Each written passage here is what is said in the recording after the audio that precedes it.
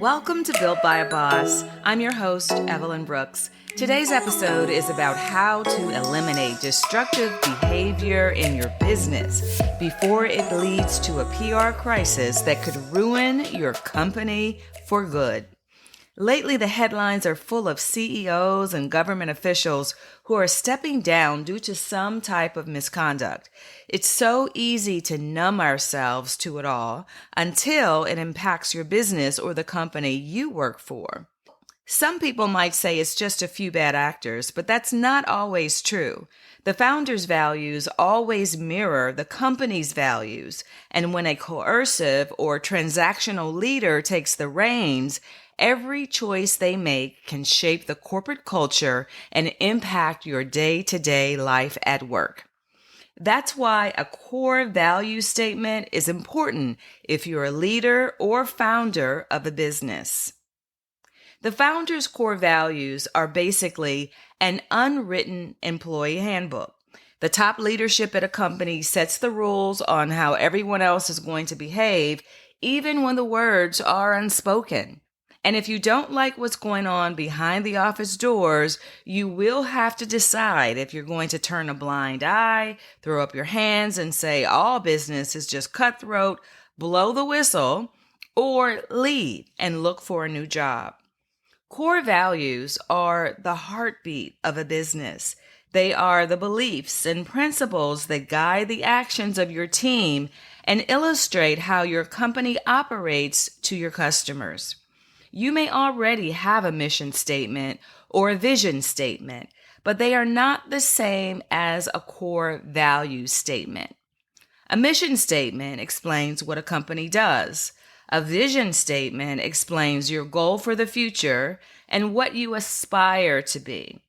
A core value statement is a guide for making decisions at your company, your values and beliefs. It basically describes the culture of your company. Here are some examples of a mission statement from some of America's top companies. Microsoft. They said their mission statement is to empower every person and every organization on the planet to achieve more. Disney. To entertain, inform, and inspire people around the globe through the power of unparalleled storytelling. Google. Google's mission is to organize the world's information and make it universally accessible and useful. So a mission statement is what the company does, but it doesn't say how it's going to do it. And the how matters. Are you going to bully your suppliers, pay your manufacturers pennies on a dollar, use ingredients in your products that are harmful just to make a sale? Okay, here are examples of a core value statement. Let's take Starbucks. They said, creating a culture of warmth and belonging where everyone is welcome. Delivering our very best in all we do, holding ourselves accountable for results. Acting with courage, challenging the status quo, and finding new ways to grow our company and each other. Being present, connecting with transparency, dignity, and respect. Here's another one, Patagonia. This is a top outdoor clothing retailer that focuses on sustainable fashion. And so their core values: build the best product, cause no unnecessary harm, use business to protect nature, and not be bound by convention. Last one, Discover. This is a credit card company, and their core values are short and sweet: doing the right thing, innovation, simplicity, collaboration, openness, volunteerism, enthusiasm, and respect. Okay, so you see the difference between a mission statement and a core value. So why are they important? Your company's core values guide you, define you, and are an important litmus test for future employees and your consumer. The question becomes, are you who you say you are as a company? Core values provide your team with an ethical guide for decision-making on a daily basis. They should be embedded in the company from the hiring and review process to company team building activities.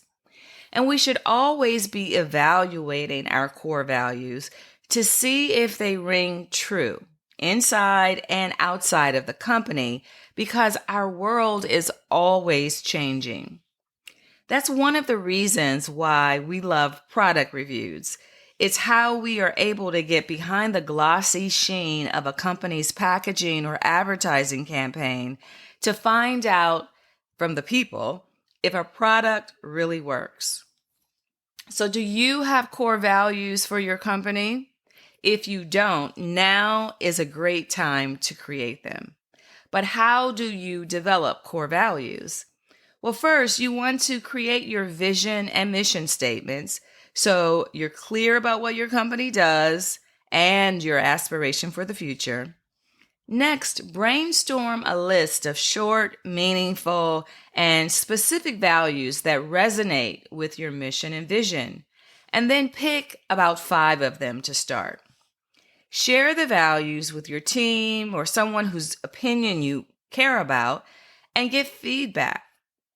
And then you want to make sure your core values are simple enough to remember, simple enough to teach, and simple enough to live by.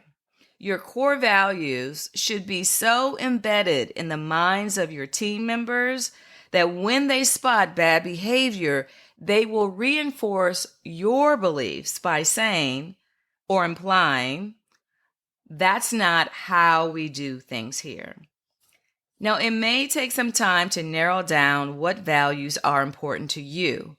You will really have to think about it. I know I did. The mission for my media company, Sunbrook Productions, is to create work that inspires change, impacts the culture, cultivates joy, and celebrates diversity. My core values are transparency, accountability, adaptability, compassion, kindness, and respect. That's a lot to live up to. And as business leaders, we may not hit the target every day, but with our core values as a guide, we'll never be completely off the mark when it matters the most. Well, that is it for today. I hope you are either working on your core values or updating them for the moment that we live in right now. I hope you found this episode informative, and if you like this podcast, please subscribe and share it with someone you know who might like it too. Consider giving us a 5-star review and a comment. You can also follow us on Instagram at builtbyaboss. Until next time, be kind, be brave, be better, be a boss.